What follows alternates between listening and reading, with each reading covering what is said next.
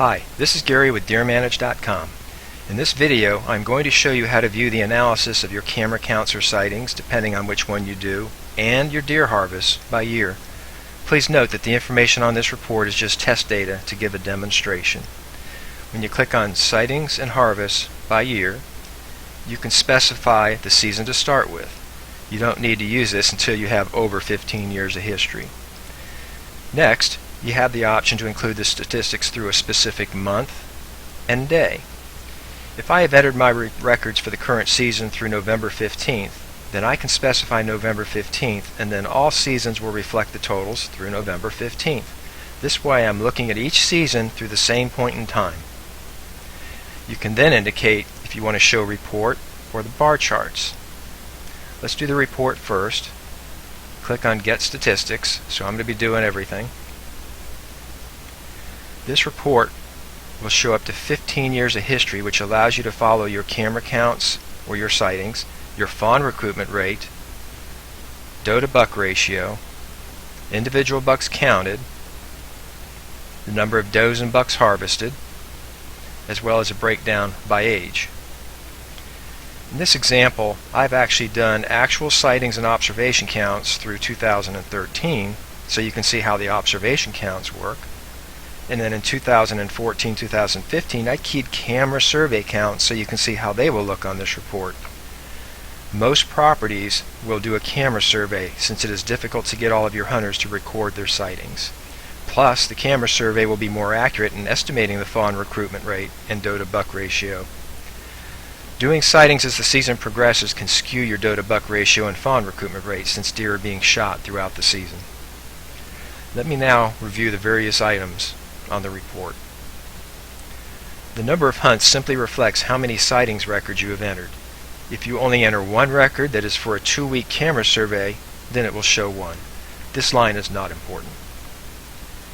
You then see number of does, number of fawns, number of bucks, and total number of deer. These are just total counts and are also not important. I show these because they will be used in the formula for the next items listed. The next lines you see are average does per hunt, average fawns per hunt, average bucks per hunt, and average total deer per hunt. If you're entering camera counts, then just ignore this information since it has no meaning. On the other hand, if you're entering observation counts by day, this will give you your average sightings per hunt or sitting. These observation counts may be from before your season opened or from during the season, whichever method you use.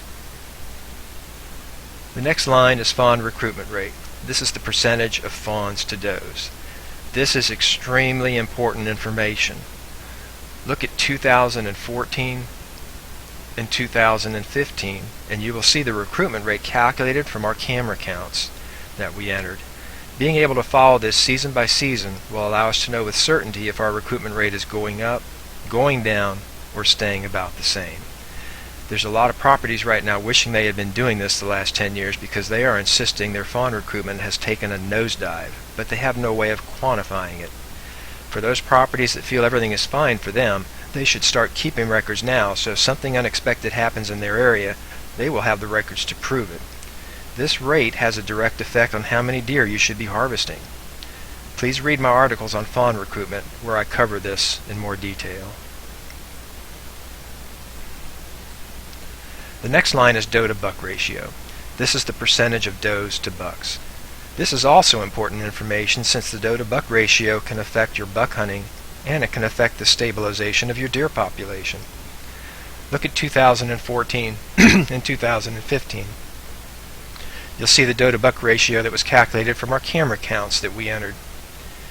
Being able to follow this season by season will allow us to know with certainty if our Dota buck ratio is going up, going down, or staying about the same. Some properties want a tight Dota buck ratio to improve their buck hunting, while other properties need to keep a higher Dota buck ratio to maintain or increase their deer population. If you're trying to manipulate your Dota buck ratio, this will help you monitor your success, or if it's unexpectedly changing, then you can hopefully find the underlying cause. Please read my article, Why and How to Manipulate Your Dota buck ratio, where I cover this in more detail. The next line, different bucks counted, shows you how many individual bucks you counted during your camera survey. This doesn't mean that this is how many resident bucks you have, but rather gives you a number that you can follow from season to season. If I count 9, 10, or 11 different bucks for 5 years in a row, and then suddenly I count 6 or 15 this next season, it will get my attention that something is going on. Don't depend on your memory to remember how many bucks you get pictures of, because at some point your memory will be wrong. Doing this helped us prove that our neighbors are not shooting enough bucks. The next lines are does harvested, bucks harvested, and total deer harvested. These counts do include fawns. This simply allows you to follow the number of does and bucks that you have harvested season by season.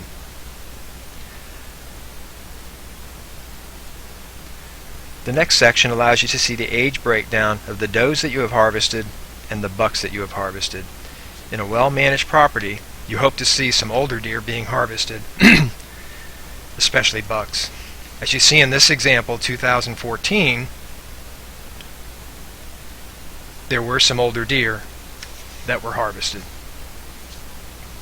Now some of you will look at this and say, wow, look at the older deer that they harvest, and some of you will look at this and say, why do they shoot some younger bucks and we shoot older bucks than they do? If you said this, then you're missing the point. This isn't a competition from property to property. It seems that every time I attend a show, there is at least one individual that will look at the sample reports and say, we shoot a lot bigger and older bucks than you do. Like I've said in many of my articles, some properties will be thrilled to shoot 2.5 and 3.5-year-old bucks, while other properties won't harvest a buck until he's 5.5 years old or older. Each property or area will establish their own realistic goals, and keeping records like this will help them achieve these goals. Let's go back up to sightings and harvest by year. Since some people prefer a more visual breakdown, we recently added the ability to display some bar charts. Now let's go back and select Charts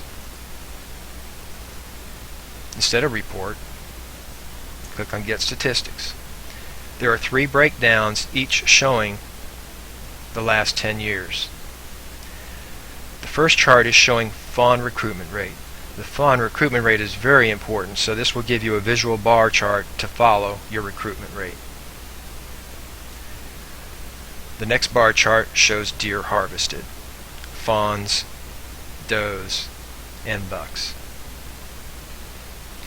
And the last chart shows your buck harvests by age, broken down by fawns, 1.5, 2.5, 3.5, and 4.5 plus. All of this information is allowing you to analyze your own specific property or area. This analysis report and the graphs come out as a result of just entering some basic information on each deer that you harvest and the entering of some camera counts or observation counts. And again, let me remind you that the more seasons that you accumulate, the more meaningful the statistics become.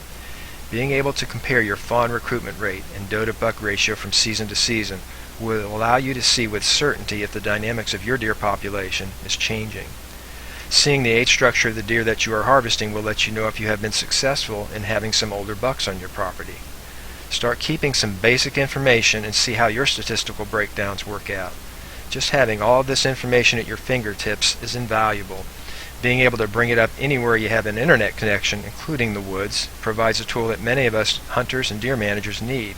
Share this information with your co-hunters, state biologists, and maybe even your neighbors. This concludes the video on how to view your deer sightings and harvests by year. In the next video, I will show you how to enter the number of individual bucks that you counted in your trail camera survey. This is only in the advanced version, but that will be in the next video.